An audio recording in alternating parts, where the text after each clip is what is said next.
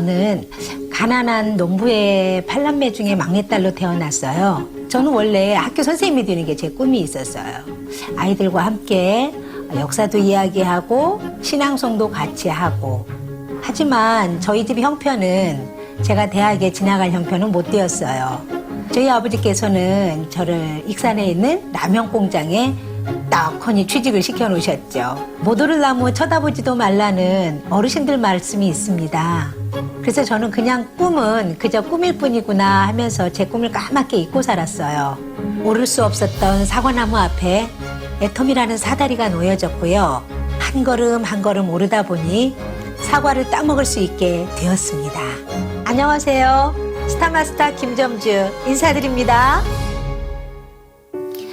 라면 공장에서 첫 사회생활을 시작해서 보험료도 해보고 오토바이도 타고 우유 배달도 몇 년간 했는데요. 아이들을 가르치는 일을 하고 싶어서 학습지 선생님을 오랫동안 했어요. 꽤 높은 직급으로 승진도 하고 했었는데요. 회사가 사업을 확장하면서 판매하는 제품이 저와 맞지 않았고요. 저는 다시 보험 일을 해야만 했습니다. 잘 살 거라는 희망보다는 그냥 하루하루를 살아야 했던 날들이었습니다. 한 번도 상상을 못 해봤던 강의를 석세스 아카데미에서 처음 듣게 되었습니다.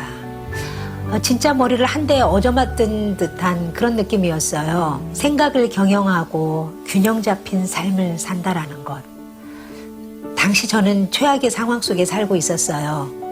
매일 카드 빚에 쫓겨서 잘 사는 건 제 희망사항에 불과했고요. 제 딸은 미대를 가고 싶어 했습니다. 그런데 제가 학비를 지원해 줄 수 없는 현실이어서 우리 딸의 배움에 대한 그 희망을 이루어 줄 수가 없었어요. 제가 가난하니까요. 그 어떤 항목도 저에게 해당되는 것은 없었습니다. 인생 시나리오를 처음 썼을 때의 제 형편은 정말 너무 참담했어요. 그렇지만 제가 직접 써보니까 참 신기했던 게요.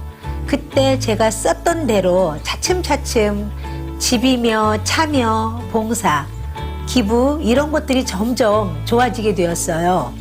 근본적인 나의 삶, 나의 사고방식 자체가 점점 달라지고 있었어요. 애토미를 처음 시작했을 때는 10평짜리 월세방에서 살았었는데요. 3년 뒤에 25평 아파트로 이사했고요. 지금은 32평 아파트로 이사해서 아주 즐겁고 평안하게 살고 있습니다. 중고 마티즈를 타다가 2년 후에 새 마티즈를 샀어요. 그런데 그 후에 스타마스터 승급한 후 아반떼를 구입했는데 지금은 제 딸에게 물려주고 저는 3년 전에 그랜저를 구입해서 타고 있습니다. 올해는 제네시스로 차를 바꿀 계획입니다.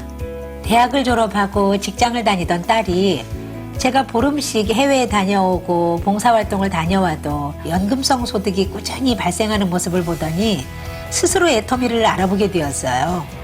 석세스 아카데미에 참석하고 원데이 세미나에도 혼자 다녀오더니 애터미를 해야겠다면서 열심히 한 결과 지금은 다이아몬드 마스터가 되어서 저의 든든한 파트너가 되었습니다.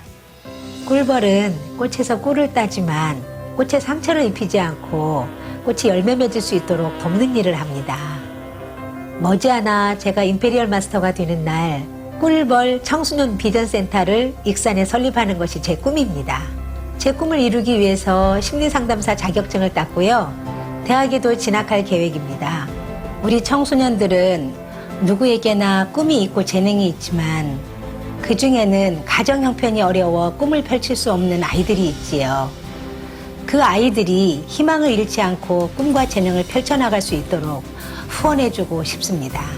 꿀벌이 꽃들에게 열매를 맺어주도록 도움을 주는 것처럼 저 꿀벌 김점주는 아이들에게 희망을 이어주는 축복의 통로가 되고 싶습니다.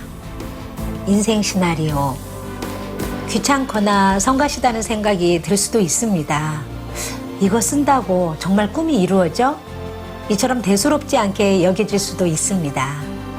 하지만 절대 그렇지 않습니다. 지금의 성공자들은 모두 인생 시나리오를 통해서 인생에 대한 목표와 방향을 설정했거든요. 저 역시 목표를 정확히 그렸기 때문에 포기하지 않고 나아갈 수 있었습니다. 인생 시나리오를 통해 내 삶에 대한 그림을 그려보시기 바랍니다.